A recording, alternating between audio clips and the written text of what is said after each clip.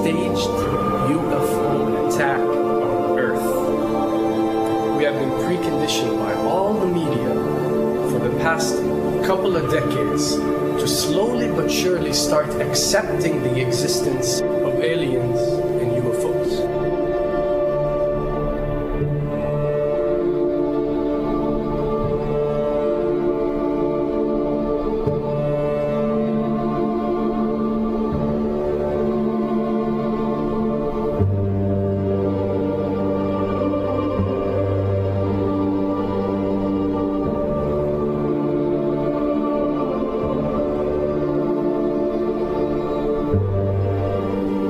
I can tell you right now that 99% of every UFO sighting that has ever taken place has actually not been an unidentified flying object, because this has always been military technologies.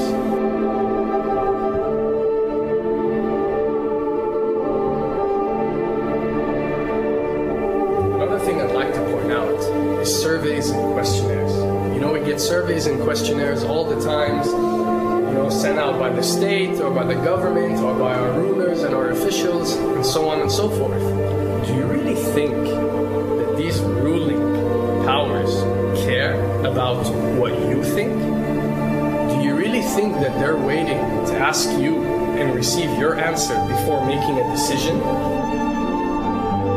What happens with these questionnaires is that they are released. For example, what country do you think the US should attack next? And if it yields back results like 70% of the US population believe Iran is the next country that should be attacked, this is actually a study conducted for the effectiveness of the media propaganda that they are using. So when they get such results, they look at it and they be like, all right, amazing. Our media propaganda is working. We are purposely trying to manipulate people to think that Iran should be the next one, and check out the survey results. We're doing a great job in propaganda. That's what it's all about. And if the results come back and they aren't up to par, so let's say 20% want war with Iran and 80% want actual peace, they say, okay, so now we have to go and rework our media propaganda and make it more effective so these percentages change. Why am I saying this? Because of the UFO phenomenon. Since the 60s, the amount of people who believe in extraterrestrials have skyrocketed, and are only increasing day by day in our modern world. This only confirms the success and the plans that are taking place to first manipulate you to believe in UFOs, and second, to conduct a UFO attack that is going to force the whole world to unite to fight off this enemy and accept the New World Order. A former Canadian government official is warning we may be on the verge of intergalactic war, saying, quote, the Bush administration has finally agreed to let the military build a forward base on the moon, which will put them in a better position to keep track of the comings and goings of visitors from space, and to shoot at them if they so decide. I was introduced to the late Dr. Wernher von Braun in the U.S., the father of rocketry. In my first meeting with him, during that first 3.5 hours, he said to me, Carol, you will stop the weaponization of space, because there is a lie being told to everyone that the weaponization of space is now first being based upon the evil empire, the Russians. There are many enemies, he said, against whom we're going to build this space-based weapon system, the first of whom was the Russians, which was existing at that time. Then there would be terrorists. Then there would be third world countries. Now we call them rogue nations or nations of concern. Then there would be asteroids. And then he would repeat to me over and over, and the last card, the last card, the last card would be the extraterrestrial threat. As a military strategist, as a person who worked on the MX missile, which I did later, he said, you will find that there is going to be a spin to find some enemy against whom we have to build space-based weapons, and now we should expect the spin. And that's the formula, except that it's all based on a lie. A supersonic saucer. Called the Silver Bug, it was truly revolutionary. The plans show in detail a multi-jet engine craft that boasted amazing maneuverability and speed.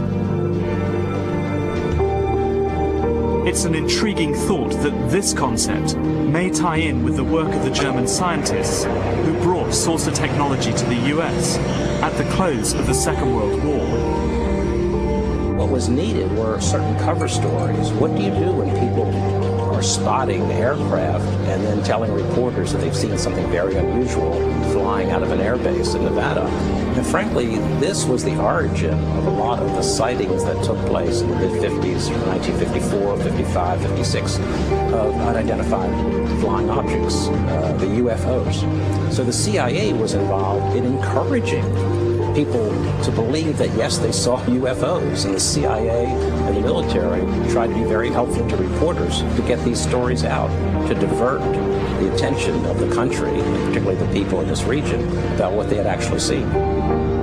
Mexican Air Force pilots capturing on videotape what are said to be 11, count them, 11 UFOs. The Mexican Air Force has released a video that some of you are going to find difficult to believe. A journalist says it shows images of UFOs tracking a Mexican military plane. So what's the truth about UFOs? The story of successive attempts to develop radically new forms of flight, conducted under the strictest secrecy, is inextricably bound up with our relationship with UFOs over the last 60 years. Whether it's Allied pilots buzzed by strange balls of fire in 1942, or the Roswell incident 5 years later, there is a strong case to be made that secret military technology offers a convincing explanation for many UFO stories. Anytime the government has secrets that they can keep from us, they can manipulate us by those secrets. In essence, they still remain 25 years at least ahead of us in technology, information, and knowledge, and secrets, and they are using them against us. I heard over the years many times over that the plan to usher in the New World Order would be to make all the people in this country and around the world feel totally helpless to prevent the New World Order from occurring, this world dominance plan, by saying that we had been invaded by aliens, so that we would say, oh, please, UN, come in and help us all. So bear in mind that there is a planned orchestration to get people to be submissive through a secret technology and information that they're keeping from you under the blanket of the so-called National Security Act.